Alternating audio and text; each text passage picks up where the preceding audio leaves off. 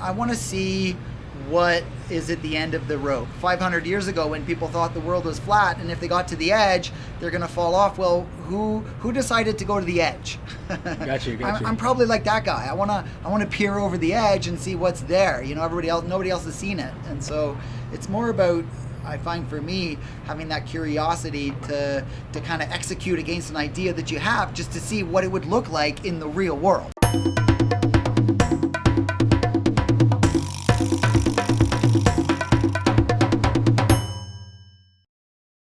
What's up, everybody? All right. I literally almost got hit by a car a while ago. I was talking to this nice family, and they're like, watch out. And this car went through the red light. So I was saved. No, if you haven't liked and subscribed, name is Marcus Bird, aka Birdimus, heading towards 3,000 subscribers. We're at 2,900. No, awesome day today, right? I'm actually gonna go to a hotel because I met a guy who owns a hotel and at a brunch, and he has this cool Airbnb hotel kind of concept thing, and I'm like, yo, I'd love to come there and just like pick your brain about design and all that kind of cool stuff. So I'm gonna meet him right now and check out his hotel. Isn't that cool? The first time I'm doing this on my channel. So yeah, let's go. And look, beautiful day here in Medellin. Woo! I don't know what kind of car this is, but it looks really cool.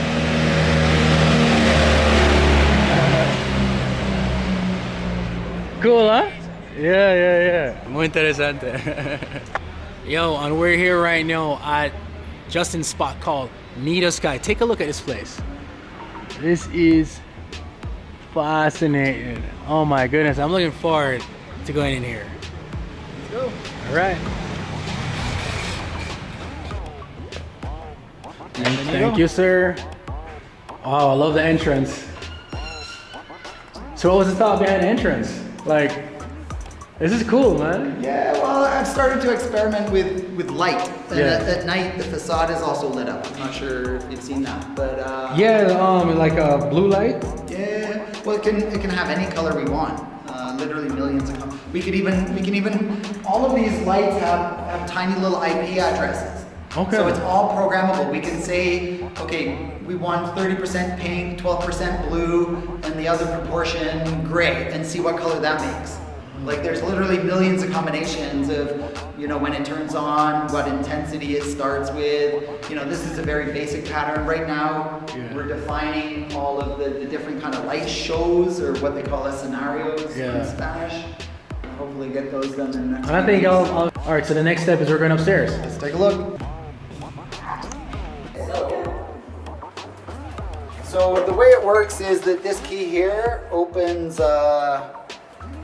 it has like the pre-programmed security access for any one of these doors. Like you can't enter any other one of these with this key. You can only enter that one. Okay. So that's how security is maintained. We also have like a steel security door, so that if you're in the apartment and you're still freaked out by the idea that somebody could walk out the elevator, you can close those steel security doors. Up to you. All right, so right now I'm walking in. This is the main apartment area basically, and we have 2 floors. So this is like a nice like guest area where you can entertain. And yo, I love these couches, dude. Like, you made these too? Yep. Wow. So this is like a signature couch that you made? Yeah. Basically. So if somebody wanted to order one, how would they get one? You can ask me and I'll All right. put it together, or we'll send them to the... I love this. It's very like, I don't know, like Edward Scissorhands, like kind of, you know? Yeah. And you know, you can walk freely through here. This mirror, if you could see, I mean, it's fascinating. You know what I'm saying? It's like, again, it's cut. It's not perfectly even, you know, it feels man-made. It feels like real, you know? And here we have the first, I guess, bedroom with a view and a very nice bathroom, you know what I mean? 2-person bathroom. Intimacy is welcome at NIDO Sky. And I love this too, man. Man, no, you get me interested in like furniture design, really. Yeah, it is interesting. Because if I could just sit down and design my own stuff like this, and this is like, wow. What kind of stone is this? It's stone from Valdivia. It's an area near here, and we actually work with the people who mine it. They cut it. Well, usually they cut blocks, but we got them to break it into flakes, like and cut it to size, and yeah. Very cool. Yeah, so everything here was made by hand. We made everything here. It's not purchased from, you know, a furniture store or whatever, you know. We, for example, we designed these the wine glass racks. We designed them, we built them, we made them the same with this one here. Yeah, so this one here, all of these tables, they're very heavy, big chunky thick tables. Each of these pieces of wood is from the wood that we use for pouring the concrete in the construction. And then we've repurposed it, reused it.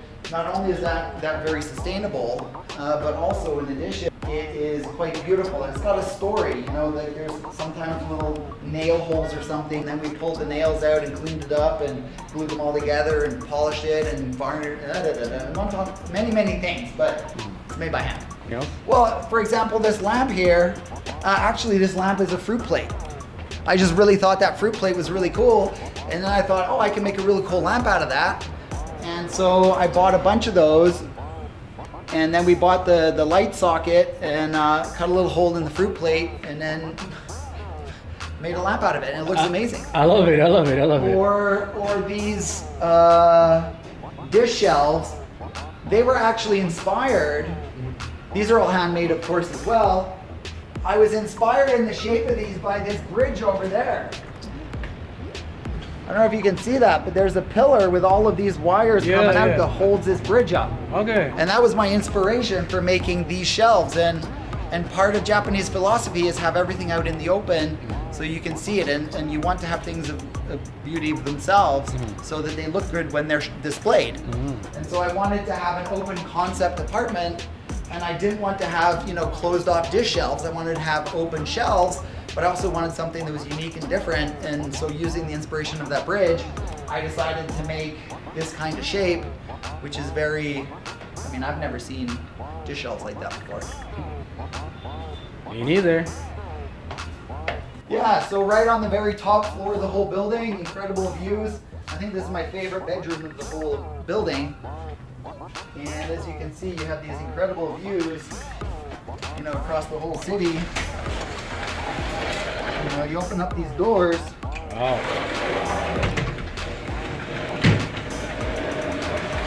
Sturdy doors. Sturdy doors, yeah. Well, it gets some pretty good wind up here. You know, you don't want something flimsy. Wow, that is a nice view. Yeah. So, what do you want people to feel when they come here? Tranquility. That's the most important thing, you know, from the space, the open concept, to big two-person bathtubs, to, you know, Zen gardens. You know, we want people to feel really comfortable in these spaces and just have beautiful spaces where, you know, you just get off the elevator and you're like, oh, I feel so good to be here. And tell me about the bed.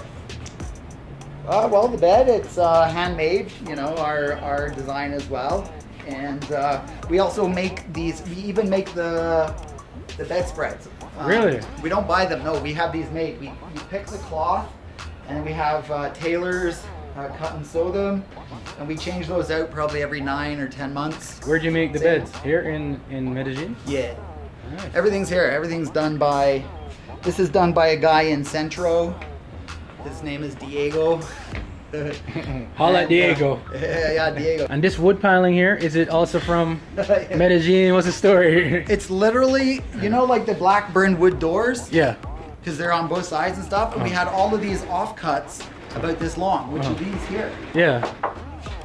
Right? Like, it's literally like all of these random offcut pieces of wood for making the doors.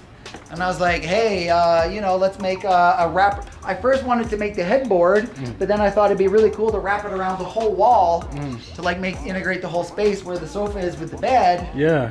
And I was like, oh, we can use those pieces of wood and we dye them up, you know, stain them. And did you use that throughout every apartment? Or just this one? Only in the penthouses in the gym. Okay. Yeah. Wow, but again, that's a smart use of material. Yeah. Yeah.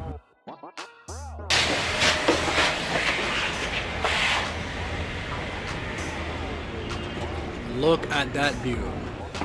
Right now, NIDO Sky is the expression of the design ideas that come to me, I guess. Yeah. So if you had a furniture company, what would you call it? Like, what would Justin call his, you know, his like design, furniture, aesthetic kind of company? I don't know yet. So I'm saying you're doing apartment buildings, like, and then you just. Yeah, and then, you know, I always didn't like the fact that the architecture was never part of the design. Yeah. You know, like you got this concrete box, and then you can paint the walls, you know, you can move the furniture around, but that was kind of about it. And it really bothered me that I couldn't do more, that, you know, the architecture was not, you know, when you have like a white concrete box in the sky, it's just a concrete box. You know, there's not much that's structural, that's interesting. It's just a box. Yeah. You know, and you paint it and move some furniture around. So NIDO Sky is like your ode to a building. Yeah, with so I always wanted to build a building where the architecture was integral to the design. And so you got to build a building, you know, where you design the architecture and then the design is part of that, rather than, you know, you just get it afterward and then, you know, you do whatever you can. Yeah. So this here is the rooftop. And as you can see, we have the gym. And then this area here is like a sun area. Oh, nice. A little bit of a pool, and then a jacuzzi at the back. I feel like I want to jump in. Yeah, well, you can if you want. You get the views. Oh man, this is wow. This is crazy. Yeah. So it gets chilly at night. You can relax up here. Yeah, 24/7. The guests have access to this area, and usually, because there's only 18 apartments in the building, there's very few people that use it. So it's like 90% of the time, if you come up, you're going to be the only person using the jacuzzi or the pool. So it's great if you have like you bring your partner, you know, a couple beers, you know, chill out. And then we're very sustainable. So you can kind of see them here, but you can just see the tops of 3 panels there. And those are solar hot water heating panels. So 90% of our hot water consumption is provided by the sun. So on a sunny day like today, in about 4 hours, it'll heat up. There's 26 of those panels. Each of those panels is 2 meters squared. And it'll heat about, over the year, we get about 90% of our hot water requirement from the sun. So we're not, you know, polluting the planet, you know, burning gas or whatever. And then all of the rooftop space up here, we collect all of the rainwater through this blue tube. The blue tube goes through this filter and it goes into this tank, the rainwater, and then we use that rainwater for the automatic watering system of these gardens and then also the toilets. Wow. And we save, based on the size of the roof collecting the water in a typical year of rain, we get about 300,000 liters of water. I love it. Which we use for the gardens and the toilets. That's amazing. Yeah. All right, so we're on the roof right now, me and Justin, and I just want to ask him, you know, like we were just saying a while ago that when you step boldly into kind of going after what you want, because I said to you, I have this concept, right, where I said you'll meet somebody whose base reality is your apex reality. So what that means is that there are people that are living at a level that you probably want to reach in 10 to 15 years, but that's where they are normally. And I said, even if you're at that level, you know, at apex, everything is icing on the cake. And then we spoke about like possibly doing like another NIDO Sky, and you said, hell yeah, so tell me more about like just, you said keep building, keep growing. Yeah, so I like creating, I like building, I like making things. You know, I like having a vision and then executing against that. And NIDO Sky was the first building I've ever built myself, designed and built. And of course we had a Colombian architect helping us with the construction and the licensing, permitting, but the design's mine. And so what would you say is like, you know, what gives you that drive and fuel to do it? Like, you know, what made you believe you could do it in the first place? Was it observing other people? Or was it there's definitely an observing other people. If other people can do it, why can't you? Right? You got to ask yourself that question. And then secondly, you know, there's a little bit of an experience as well. I'd done about 8 years of design of interiors. I had completely stripped down a penthouse here in Medellin and just completely rebuilt it up from the beginning. You know, moved the stairs around, did a lot of steel work, structural work on that one. Okay, so you had some background there. So I felt I was ready as well. It wasn't like, you know, I just decided I'm going to run a marathon, you know, tomorrow and then rolled out of bed and did it. So small steps. Incremental steps. Yeah, you got to build up. And then one door leads to another. So maybe your first apartment, you paint it in some fun colors that you really like, and then the next apartment you're like, okay, well, the last one I bought the furniture and I painted it, and now this time I'm going to design some furniture. I'm going to hire a craftsman, or maybe I have some skills in carpentry, which is what I always loved to do in high school, was carpentry. And so maybe this apartment I'm going to build some furniture. Yeah. You know, and so now the doors are opening onto the next level, and then after you've built all the furniture and you've done all of the you know, whatever it is, you've moved things around and taken walls down and put walls up, and so each step just expands the brain, and then you start thinking bigger. Yeah, and you get some experience, and as you're solving problems at a lower level, and you realize that, hey, this is not actually as hard as I worried about or had fear, and then, you know, you're solving bigger and bigger problems with each project. Then you get to the point you're like, I think I'm ready for a building. And of course, you also want to have you want to surround yourself with good people through these processes as well. And one thing I've noticed with a lot of like entrepreneurs who end up doing, you know, large projects and stuff, is that they tend to have had something, either a moment or a statement from somebody that made them believe they could achieve whatever it is they wanted to. Sometimes it's from the mother, sometimes from a mentor. Was there ever someone who said to you, look man, when you're trying to do something, you can do it, and then it's just like part of your DNA, where you say, when I think of something I want to do, I do it? I never really had this aha moment when I thought I can do this. I think for me it comes more from curiosity. You know, I want to see what is at the end of the road. You know, I guess, you know, 500 years ago when people thought the world was flat, and if they got to the edge, they're going to fall off. Well, who decided to go to the edge? Got you. I'm probably like that guy. I want to peer over the edge and see what's there. You know, nobody else has seen it. And so it's more about, I find for me, having that curiosity to kind of execute against an idea that you have, just to see what it would look like in the real world. But that's why I asked the question, because many people are curious, but with great curiosity comes doubt. Because if I walk around, I'm like, okay, I've built an apartment before, I've furnished a penthouse or renovated a penthouse. What makes me take the leap now to say, maybe I could do a building? But maybe what keeps your curiosity at level and belief? You get me? Yeah, but I find that's really motivating. It actually doesn't give me a lot of doubt. It gives me the motivation to solve the problems so that I can see it. You know, I love that. It's motivating.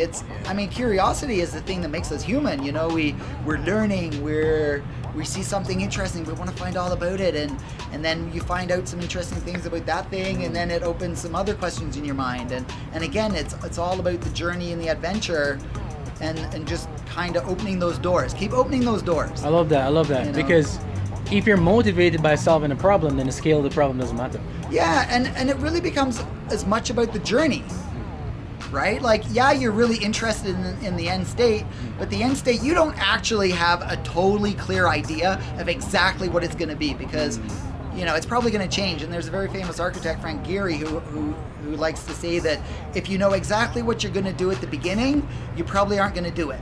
Gotcha. Because it robs it of all the surprises, the interesting moments that happen and make you kind of evolve and change. And so really as well, you know, that journey is very interesting. I think it's very important, because I think it was said in psychology, I don't know what the quote study was, but it said that humans, when they achieve things, like the success is like very fleeting, the feeling of it, but it's actually the journey and the process that we're interested in more. Yes. So it's not the trip to Argentina, or it's like saving up for the ticket. It's finding the Airbnb, it's meeting the girl and eating tacos on the side of the road, and you're like, whoa, you know, if I didn't save up on going this trip, I wouldn't have these experiences. So it's not like, oh, I'm in Argentina, it's done. It's like a process, a journey. Yeah, and life is so much richer for doing those things.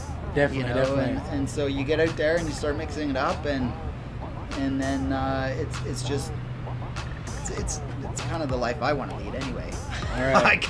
I can't say more for anybody else. I know. Well, listen, Justin, you know, I really appreciate your time. I know you're a busy guy, and I'm glad I got to pick your brain about a few things. You know, love to chat to you more, you know, before I leave.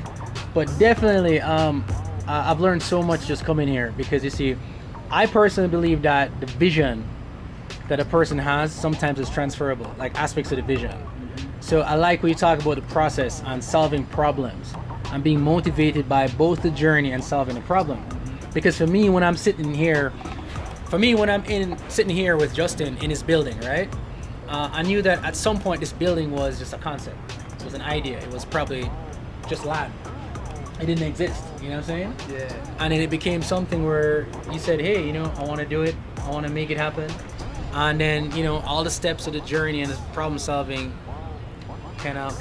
Oh, it's fabulous. I mean, look right now. There's a butterfly that's landed. Oh, monarch butterfly. Yeah, wow. A monarch butterfly that's landed on a little grass that we planted. That's crazy. On these industrial gardens that are nothing more than hanging gardens at the back, and it's incredibly beautiful. And my life is just so, it's just a beautiful little moment that wouldn't have existed without having solved those problems and opened those doors and met you, for example. Yeah. You know, because of you, we're up here, we're talking. And we saw this. I mean, that's crazy. Beautiful. I mean, how did it even get up here? 11 floors. 11 floors up, and there's a butterfly and up here. those guys go to Mexico to winter. Yeah. He's come a long way. Wow, this is lovely. And is it heated, or is it? The pool is cold. The jacuzzi is hot, and again the hot water. It's covered. Oh, Yeah. okay. Oh, jacuzzi. Ooh, that feels nice. And all of the heat for that comes from the sun. From the sun, okay. We tank all of the hot water there, and then we run a heat exchanger through this tube that heats the jacuzzi. So we run a jacuzzi 24/7, but we're not burning gas. Yeah. To keep it going. This is nice, man. Wow, this is like, that's crazy. And in Japan, it's very common in the onsens to go from the hot water to the cold water. Yeah. And so it's very. I forgot the word for it, but it's like a practice. Yeah. Where you go from the onsen and you go roll in the snow and then you go back in. Exactly. Yeah. You were saying that the other day. Eh? Yeah, it's fantastic. And Japanese design is very, I mean, pretty much all of NIDO Sky has its roots in Japanese design. And where did the name come from? So NIDO is Spanish for nest, and we really wanted to give people this sense of tranquility. So that nest, you know, this comfortable, warm, protective space around you. And then sky because, well, first of all, Medellin has beautiful sky, and up here it's a very tall, thin tower. And so you kind of get this feeling like you're high up in the clouds and in the sky. All right, man. So amazing time here with Justin. Learned a lot. Thank you so much for your time. You know, here at NIDO Sky in Medellin. I'm gonna put the link in the video. So you know, if you're coming here for like a nice stay and you want like a eco-friendly, well thought out, nicely architectured place. Is that a word? Architectured? Yeah, I think so. We can use it. We make our own words, right? It's beautiful. So I just said, anything you want to say to anybody? Come on down. Love to have you stay. All right, respect. Yeah, man. So we're in the gym right now.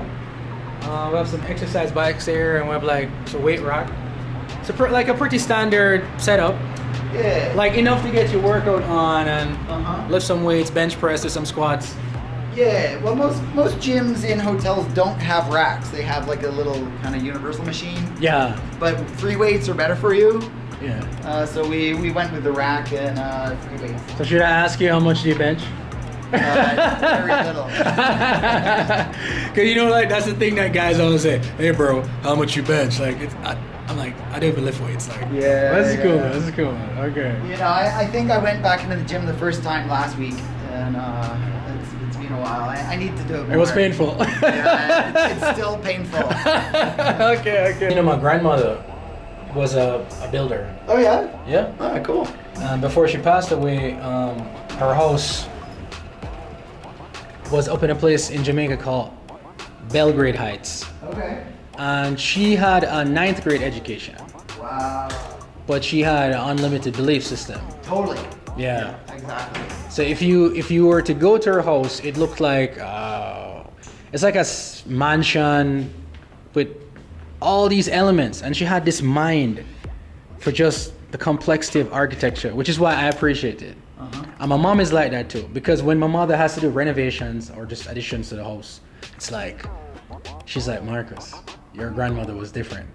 Because our house where we live, my grandmother built it, and she could work with the men, so she could work with men, and she understood everything in her head. She could read architectural plans. So whenever I see interesting buildings that speak to me, that are different from like a hotel or even the building across there, which looks interesting. I was like, no man, I want to know the story of this building. Like it spoke to me. Yeah, man. So when I say these things, like I know why I say it. You know what I'm saying? Yeah, and I think that's something that most of us are interested in, the backstories of how things came to be. Yeah. It's like the origin stories, which is like the basis of religion, right? Basically, yeah. Like how did this all come to be? And then this bamboo here, like what was the idea behind that? I mean, it looks really It's cool. decorative. Yeah. Yeah. No, I mean, I figured. But it works. Yeah, well, Asian, Japanese, bamboo is a big thing there, and the Japanese, there's a certain philosophy. There's a book called In the Praise of Shadow, and so in a lot of traditional Japanese homes, they're very dark. They don't have a lot of light necessarily, and so you see a lot of black in Japan. But then you see that contrasted with another color like a deep red or a deep green, a lacquer or something. And I just really like how the bamboo shone. Yeah, because it brings out the wall. Yeah, against that black. Okay, I like it. Yeah. Yeah, that coach could definitely work. That coach could definitely work. Yeah, and I'm doing a lot of sculptures lately, actually. Sculpting? Yeah. Like where? At your... In my apartment.